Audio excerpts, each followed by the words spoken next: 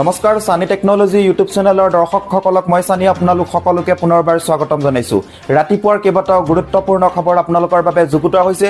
গোটেইকেইটা খবৰে আপোনালোকৰ বাবে বহুতেই গুৰুত্বপূৰ্ণ, গতিকে আপোনালোকে ভিডিঅ'টো প্ৰথমৰ পৰা শেষলৈকে চাই থাকক। আজিৰ প্ৰথমটো খবৰে হৈছে ৰাজ্যত প্ৰচণ্ড ধুমুহা বৰষুণ, মহানগৰীতো নেৰানেপেৰা বৰষুণ। এই মুহূৰ্তত আহি পৰিছে এটা ডাঙৰ খবৰ। ৰাজ্যত বতৰৰ কালৰূপ, হঠাৎ প্ৰচণ্ড বিজুলী ঢেৰেকনিৰে আহিছে বৰষুণ আৰু ধুমুহা। শিলাবৃষ্টি হোৱা দেখিবলৈ পোৱা গৈছে বিভিন্ন জিলাত। মহানগৰীতো নিশা প্ৰচণ্ড বৰষুণ হোৱা দেখিবলৈ পোৱা গৈছে। অন্ধকাৰ হৈ আছে আকাশ। ৰাজ্যৰ ঠায়ে ঠায়ে ব্যাহত হৈ পৰিছে বিদ্যুৎ যোগান। বাগৰি পৰিছে বহু ঠাইত প্ৰকাণ্ড গছ। আপোনালোকে সকলোৱে কমেণ্ট কৰি পেলাই জনাব যে আপোনালোকৰ ঠাইত কেনেধৰণে ধুমুহা প্ৰকোপ চলিছে, লগতে বৰষুণ হৈছেনে নাই সকলোৱে তলৰ কমেণ্ট বক্সত জনাবলৈ নাপাহৰিব। লগতে ক'ত ক'ত শিলাবৃষ্টি হৈছে তলৰ কমেণ্ট বক্সত সকলোৱে জনাবলৈ নাপাহৰিব। বৰষুণৰ লগতে শিলো পৰিছে বহু ঠাইত, ক'ত ক'ত শিল পৰিছে তলৰ কমেণ্ট বক্সত সকলোৱে জনাব। চৌদিশে হাহাকাৰময় অৱস্থা হৈছে। 23খনকৈ জিলাত জাৰি কৰা হৈছে এলাৰ্ট। ৰাজ্যত বতৰৰ কালৰূপ, হঠাৎ প্ৰচণ্ড বিজুলী ঢেৰেকনিৰে আহিছে বৰষুণ আৰু ধুমুহা। মহানগৰীতো নিশা প্ৰচণ্ড বৰষুণ হোৱা দেখিবলৈ পোৱা গৈছে। অন্ধকাৰ হৈ আছে আকাশ। 2 নম্বৰ খবৰটি হৈছে মুছলমানক বিক্ৰী কৰিব নোৱাৰিব মাটি। চৰকাৰৰ সিদ্ধান্তক লৈ আক্ৰমণাত্মক হৈছে অখিল গগৈ। হিন্দু মুছলমানৰ মাজত মাটি ক্ৰয় বিক্ৰয়ৰ সিদ্ধান্তক লৈ আক্ৰমণাত্মক হৈছে অখিল গগৈ। অসমৰ মুখ্যমন্ত্ৰীজনে যি কাম কৰে সকলো কামতে হিন্দু মুছলমান বিচাৰে।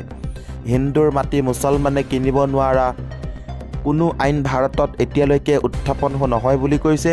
চৰকাৰে লোৱা এনে সিদ্ধান্ত কাৰ্যকৰী কৰাটো অসম্ভৱ। হিন্দু মুছলমানৰ মাজত সংঘাত লগাব বিচাৰিছে মুখ্যমন্ত্ৰী হিমন্ত বিশ্ব শৰ্মাই। নিৰ্বাচনৰ আগত প্ৰতিবাৰেই হিন্দু মুছলমানৰ ৰাজনীতি কৰে বিজেপিয়ে। হিন্দু মুছলমানৰ মাজত মাটি ক্ৰয় বিক্ৰয়ক লৈ সিদ্ধান্ত লৈছিল বাজেটত।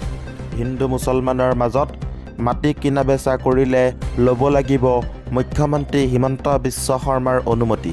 অসমৰ মুখ্যমন্ত্ৰীজনে যি কাম কৰে সকলো কামতে হিন্দু মুছলমান বিচাৰে। হিন্দুৰ মাটি মুছলমানে কিনিব নোৱাৰা কোনো আইন ভাৰতত উত্থাপন নহয়। আপোনালোকে এটা ভাল ব্যৱসায় আৰম্ভ কৰোঁ বুলি ভাবিছে নেকি? যদি আপোনালোকে এটা ব্যৱসায় আৰম্ভ কৰোঁ বুলি ভাবিছে তেনেহ'লে আপুনিও কৰিবলৈ পাৰিব। এই ভিডিঅ'টোৰ ডেছক্ৰিপশ্যনৰ তলতে এটা ইউটিউব চেনেলৰ লিংক দিয়া হৈছে, নহ'লে আপোনালোকে ইউটিউবত গৈ পেলাই চাৰ্চ কৰিব সান্নি বিজনেছ আইডিয়াছ। ইয়াত যোনটো লিখা হৈছে এনেদৰে আপোনালোকে চাৰ্চ কৰিব। চাৰ্চ কৰি পেলাই আপোনালোকে ইয়াতে ভিডিঅ'ত যাব, যোনটো ইয়াত ভিডিঅ' লিখা আছে আপোনালোকে দেখিছে home video' short live post আছে। ভিডিঅ'ত যাব, যোৱাৰ পিছতে ইয়াতে বহুতকেইটা বিজনেছ ৰিলেটেড ভিডিঅ' পাই যাব। এইটো চাওক, অসমত নথকা নতুন মেচিন লৈ ব্যৱসায় আৰম্ভ। এনেদৰে আপোনালোকে ব্যৱসায়সমূহ পাই যাব। ইয়াতে আপোনালোকে এই মেচিনৰ জৰিয়তে এটা ব্যৱসায় আৰম্ভ কৰিবলৈ পাৰিব। তো এনেধৰণৰ মই ব্যৱসায় কনচেপ্টসমূহ এই চেনেলটোত দিব চেষ্টা কৰিছোঁ। গতিকে আপোনালোকে যদি এনেধৰণৰ ভিডিঅ'সমূহ পাব বিচাৰিছে তেনেহ'লে চেনেলটো ছাবস্ক্ৰাইব কৰিবলৈ নাপাহৰিবা। যোনটো লিখা আছে ছাবস্ক্ৰাইবত যাব, কোনো ধৰণৰ পইচা নালাগে ইয়াত ছাবস্ক্ৰাইব কৰিলে। গতিকে সকলোৱে ছাবস্ক্ৰাইব কৰিব। তাৰপিছত ইয়াতে যোনটো এনেকৈ অল বুলি এটা অপশ্যন ওলাব দেখিছে, অলত গৈ পেলাই বেল আইকনটো প্ৰেছ কৰি দিব। যেতিয়া মই ভিডিঅ' দিম আপোনালোকে নটিফিকেশ্যন পাই যাব।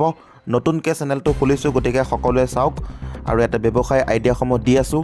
আপোনালোকে কম টকা ইনভেষ্ট কৰি, কম টকা বিনিয়োগ কৰি এটা ভাল ব্যৱসায় আৰম্ভ কৰিবলৈ পাৰিব। এয়া চাওক, এজন ব্যক্তিয়ে গাখীৰৰ পৰা বনাই বাটাৰ, ঘি, পনীৰ এইসমূহ কেনেকৈ বনাব পাৰি, কেনেকৈ ব্যৱসায় আৰম্ভ কৰিব পাৰি, সেই ৰিলেটেড মই ভিডিঅ' বনাই থৈছোঁ। গতিকে আপোনালোকে যদি চাওঁ বুলি ভাবিছে এতিয়া চেনেলটো ছাবস্ক্ৰাইব কৰি থওক আৰু ভিডিঅ'সমূহ চাবলৈ নাপাহৰিব। 3 নম্বৰ খবৰটি হৈছে 2025ত ভয়ংকৰ হ'ব, পৃথিৱী ভূমিকম্পৰ বলি হ'ব। বাবা ভাঙ্গাই দিলে এটা ডাঙৰ সতৰ্কবাণী। তেওঁক বাবা ভাঙ্গা বুলি সকলোৱে চিনি পায়। তেওঁ কোৱা প্ৰতিটো শব্দই আক্ষৰিত অৰ্থত ফলপ্ৰসূ হয়। 2025 চনৰ ভূমিকম্প আৰু প্ৰাকৃতিক দুৰ্যোগৰ বিষয়ে কি ক'লে বাবা ভাঙ্গাই? তেওঁৰ মতে এইবাৰ বিশ্বৰ প্ৰতিটো প্ৰান্তে প্ৰাকৃতিক দুৰ্যোগৰ সন্মুখীন হ'ব। ইয়াৰ জৰিয়তে মৃত্যু হোৱা লোকৰ সংখ্যাই বিশ্বৰ জনসংখ্যা বহু পৰিমাণে হ্ৰাস কৰিব। মঙলবাৰে পুৱা হিমালয়ৰ সমীপত কেইবাটাও ভূমিকম্প সংঘটিত হয়। ফলত এতিয়া তাত থকা বাসিন্দাসকল আতংকিত হৈ পৰিছে। অৱশ্যে এই জ্যোতিষীয়ে ইতিমধ্যে এই বছৰ এনে বহু ভূমিকম্প হ'ব বুলি ভৱিষ্যতবাণী কৰিছিল। বাবা ভাংগাৰ মতে এইবাৰৰ ভূমিকম্প পূৰ্বৰ ভূমিকম্পতকৈ বহু বেছি ক্ষতিকাৰক হ'ব, ফলত বহু লোকে প্ৰাণ হেৰুৱাব। তেওঁ সতৰ্কবাণী জাৰি কৰিলে কাৰণ এই ধৰণৰ পৰিস্থিতি আগতে কেতিয়াও হোৱা নাই। এই জ্যোতিষীয়ে কৈছিল যে পৃথিৱীয়ে তেওঁৰ ওপৰত কৰা অত্যাচাৰৰ প্ৰতিশোধ ল'ব, ফলত পৃথিৱীৰ বিভিন্ন প্ৰান্তত ভূমিকম্প সদৃশ ঘটনা বৃদ্ধি পাব। জানুৱাৰী মাহৰ আৰম্ভণিতে দুটা বৃহৎ ভূমিকম্প সংঘটিত হৈছিল, কিন্তু মানুহে সেইবোৰৰ বিষয়ে বিশেষ একো বুজি পোৱা নাছিল। কিন্তু শেষৰ ভূমিকম্পটোত মানুহে প্ৰকৃতিৰ ক্ৰোধৰ বিষয়ে বহু কথাই ভৱিষ্যতবাণী কৰিবলৈ সক্ষম হৈছিল। এই প্ৰবীণ জ্যোতিষীজনে ইতিমধ্যে এই ভূমিকম্পবোৰ কেনেকৈ আৰু ক'ত হ'ব সেই কথা আগতেই পূৰ্বানুমান কৰিছিল। আধুনিক প্ৰযুক্তিৰে নিৰ্মাণ কৰা ঘৰত প্ৰায় ভূমিকম্প অনুভৱ কৰা নহয়। এইবাৰ কেইবাটাও কঁপনি হ'ব, যিবোৰ ইমানেই ভয়াৱহ হ'ব যে সকলোৱে ইয়াৰ প্ৰভাৱ অনুভৱ কৰিব। সেই বিষয়ে বাবা ভাংগাই আমাক আগতীয়াকৈ সকীয়াই দিছিলে।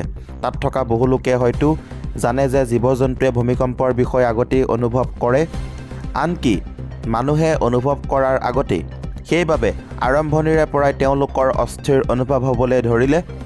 কিন্তু কোনো ব্যক্তি যদি হঠাৎ ভূমিকম্পৰ সন্মুখত পৰি যায়, তেন্তে তেওঁৰ বৰ্তমানৰ বুদ্ধিমত্তা হেৰুৱাব নালাগে। বাবা ভাংগাৰ মতে এইবাৰ বিশ্বত বিভিন্ন দুৰ্যোগ আহিব, তাৰ এটা অংশ হ'ব এই ভূমিকম্পৰ তীব্ৰতা। তেওঁৰ মতে তেওঁ নিজেই মানুহক যিকোনো ধৰণৰ ধ্বংসৰ পৰা ৰক্ষা কৰিব পাৰে, কিন্তু মানুহ তেওঁৰ প্ৰতি উদাসীন, গতিকে তেওঁ এই যন্ত্ৰণা ভোগ কৰিব লগা হৈছে। 4 নম্বৰ খবৰটি হৈছে অৰুণোদয় লাখ লাখ মহিলালৈ মুখ্যমন্ত্ৰীৰ উপহাৰ, ফেব্ৰুৱাৰীতে পাব 5,000 টকা। ৰাজ্যৰ লাখ লাখ মহিলাৰ বাবে ভাল খবৰ, ফেব্ৰুৱাৰী মাহত পাব অৰুণোদয় আঁচনিৰ 5,000 টকা। কেনেকৈ লাভ কৰিব ধন? 37 লাখ হিতাধিকাৰীয়ে নতুনকৈ পাব অৰুণোদয়। অৰুণোদয় আঁচনিৰ 4 মাহৰ ধন একেলগে দিয়া হ'ব হিতাধিকাৰীয়ে। এপ্ৰিল মাহত নিৰ্বাচন আয়োগে ঘোষণা কৰিব নিৰ্বাচন আচৰণ বিধি বলবৎ হ'লে নাপাব পাৰে অৰুণোদয় ধন। সেইবাবে একেলগে 4 মাহৰ অৰুণোদয় ধন দিব চৰকাৰে। মুখ্যমন্ত্ৰী ডক্টৰ হিমন্ত বিশ্ব শৰ্মাৰ ঘোষণা, ৰাজ্যৰ লাখ লাখ মহিলাৰ বাবে ভাল খবৰ। এপ্ৰিল মাহত পাব অৰুণোদয় আঁচনিৰ 5,000 টকা। কেনেকৈ লাভ কৰিব ধন? 37 লাখ হিতাধিকাৰীয়ে নতুনকৈ পাব অৰুণোদয় আঁচনিৰ 4 মাহৰ ধন একেলগে দিয়া হ'ব হিতাধিকাৰীয়ে। অৰুণোদয় আঁচনিৰ 4 মাহৰ ধন একেলগে দিয়া হ'ব হিতাধিকাৰীক। ফেব্ৰুৱাৰী মাহত নিৰ্বাচন আয়োগে ঘোষণা কৰিব নিৰ্বাচন আচৰণ বিধি বলবৎ হ'লে নাপাব পাৰে অৰুণোদয় ধন। সেইবাবে একেলগে 4 মাহৰ অৰুণোদয় ধন দিব চৰকাৰে। মুখ্যমন্ত্ৰী ডক্টৰ হিমন্ত বিশ্ব শৰ্মাৰ ডাঙৰ ঘোষণা। শেহতীয়া খবৰটি হৈছে পকীঘৰ বনাবলৈ ৰাজ্যৰ লাখ লাখ লোকে লাভ কৰিব 1,30,000 টকা। 23 মাৰ্চত ৰাজ্যৰ লাখ লাখ লোকে লাভ কৰিব ভাল খবৰ। 1,30,000 টকা লাভ কৰিব ৰাজ্যৰ লাখ লাখ দৰিদ্ৰ লোকে। 3 লাখৰো অধিক দৰিদ্ৰ লোকৰ বেংক একাউণ্টত সোমাব চৰকাৰী ধন। চৰকাৰী পকীঘৰ লৈ হিমন্ত বিশ্ব শৰ্মা চৰকাৰৰ ডাঙৰ সিদ্ধান্ত। পকীঘৰ নিৰ্মাণৰ বাবে 23 মাৰ্চত প্ৰথম কিস্তি সোমাব বেংক একাউণ্টত। ৰাজ্যৰ প্ৰতিঘৰ মানুহক পকীঘৰ নিৰ্মাণ কৰি দিয়াৰ লক্ষ্য চৰকাৰৰ। চৰকাৰী ঘৰ লাভ কৰাৰ ক্ষেত্ৰত শিথিলতা আনিছে চৰকাৰে। দুচকীয়া বাহন থকা সকলোৱে লাভ কৰিব চৰকাৰী ঘৰ। 15,000 টকা মাহিলী উপাৰ্জন কৰা সকলোৱে লাভ কৰিব চৰকাৰী ঘৰ। 5 একৰ মাটি থাকিলেও চৰকাৰী পকীঘৰ লাভ কৰিব। যিসকলৰ আধাৰ কাৰ্ড আছে তেওঁলোকে লাভ কৰিব চৰকাৰী ঘৰ। 3,88,358 গৰাকী লোকে লাভ কৰিব চৰকাৰী পকীঘৰ। 23 মাৰ্চত ৰাজ্যৰ লাখ লাখ লোকে লাভ কৰিব ভাল খবৰ। 1,30,000 টকা লাভ কৰিব ৰাজ্যৰ লাখ লাখ দৰিদ্ৰ লোকে। 3 লাখৰো অধিক দৰিদ্ৰ লোকৰ বেংক একাউণ্টত সোমাব চৰকাৰী ধন। চৰকাৰী পকীঘৰ লৈ হিমন্ত বিশ্ব শৰ্মা চৰকাৰৰ ডাঙৰ সিদ্ধান্ত। আজি এই ভিডিঅ'টোৰ মাধ্যমেৰে আপোনালোকক কেইবাটাও গুৰুত্বপূৰ্ণ খবৰ দিব চেষ্টা কৰিলোঁ। যদি খবৰকেইটা শুনি ভাল লাগিছে, লাইক শ্বেয়াৰ সকলোখিনি কৰিব। ধন্যবাদ।